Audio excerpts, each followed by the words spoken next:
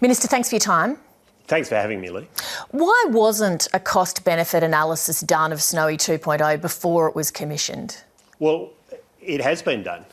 I mean, we know that the benefits of Snowy 2.0 will be from 4.4 to 6.8 billion, and it's very clear that that cost benefit at the heart of it works because Snowy will reduce volatility of wholesale electricity prices, it'll put downward pressure on prices, and of course it'll deliver a return whilst it's doing that. And what makes this possible and what makes it work is the record levels of investment we're seeing in solar and wind, and Snowy works as a big battery. But Minister, this analysis wasn't done before the Snowy scheme was announced. How is it responsible use of the money of hard-working tax-paying Australians to announce a massive infrastructure spend without doing a feasibility study first?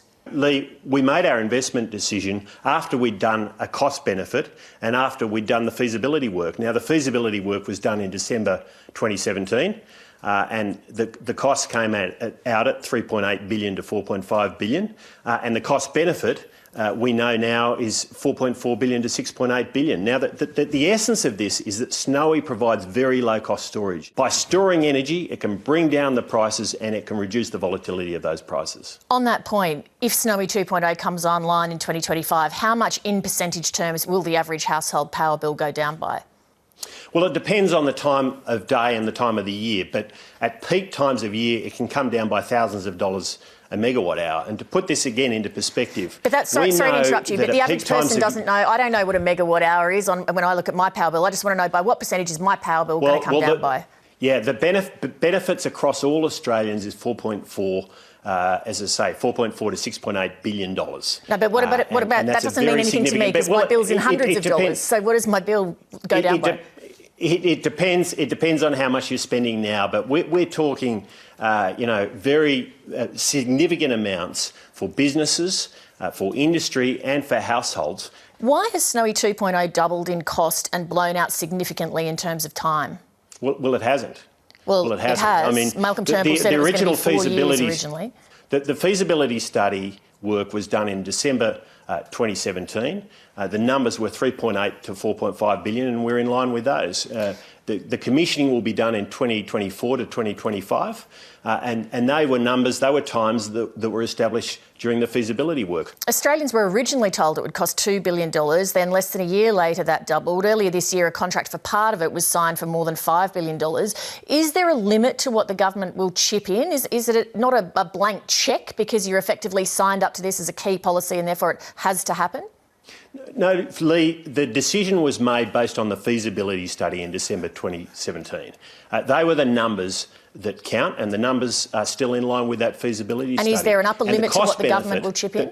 Well, we intend to achieve the outcomes of the feasibility study. That's the plan, and I'm assured by the Snowy Chief Executive and Board that we will achieve those outcomes. The CEO of Snowy Hydro, Paul Broad, says that because of the amount of government money being spent, Australians are either going to have to pay for this through their taxes or through their bills. Which will it be? Well, the truth of the matter is it's going to reduce bills by $4.4 to $6.8 billion. So does that mean that we'll be paying through our taxes? Well, no. I mean, the reason there is an opportunity to deliver a better outcome for consumers is very simple. Right now, Leigh, we're seeing huge volatility in electricity prices and in wholesale electricity prices, and this is set to intensify from the record investment in solar and wind. Now, the result of that is we have very low prices at certain times of the day and very high prices at certain times of year, particularly when demand is highest.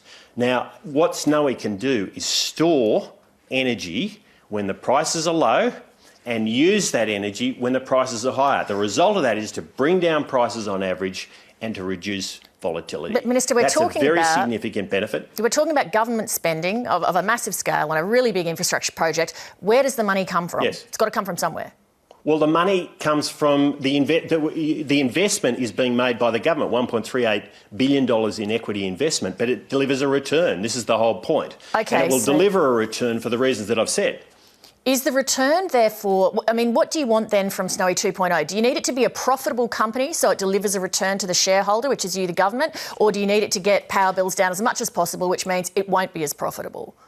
Well, the beauty of this investment, Leigh, is that it can deliver an investment for shareholders, which is Snowy, and ultimately the Australian taxpayers, and at the same time put downward pressure on electricity bills. That's the beauty of it. And but the reason my that's question possible, goes to the heart of what's the balance there? What do you want more? Return for the shareholder, return for the government, or lower power bills? Both. But, and we can achieve both. But and that's there is the a point. trade-off. That's why this project works. There is a trade-off. The more return that the government gets on the investment, the less that's being passed on to reductions in power bills. We need a satisfactory return, like any investor, but only a satisfactory return. That's all that's required. And naturally, through the competitive forces of the market, the rest will flow through to customers. But the whole point about this investment is it's one where you can achieve both a good return, a solid return for investors, one that is reasonable given the capital being invested, and at the same time put downward pressure on prices. We're talking about huge government spending on this scheme on the same day that the Treasurer has announced an inquiry into the big four banks not passing on interest rates to consumers in full. Don't Liberal voters have a right to feel ripped off that they voted for a government that promised a free market approach? Well, I mean, this is an investment being made on a commercial basis. I mean, that's why it makes sense. No, but I'm talking about your approach overall. You've got serious government interventions in a couple of sectors there. It's not really consistent with a Liberal government, is it? Well, this is a commercially based intervention, so it's a sensible one. I mean, this is the whole point of Snow. You know, it is exactly what makes it so attractive.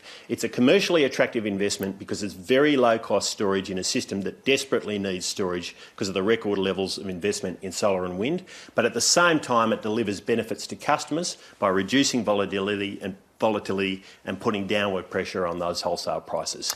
So it's a commercially based intervention, and in my view and in any Liberal's view, that's a sensible intervention.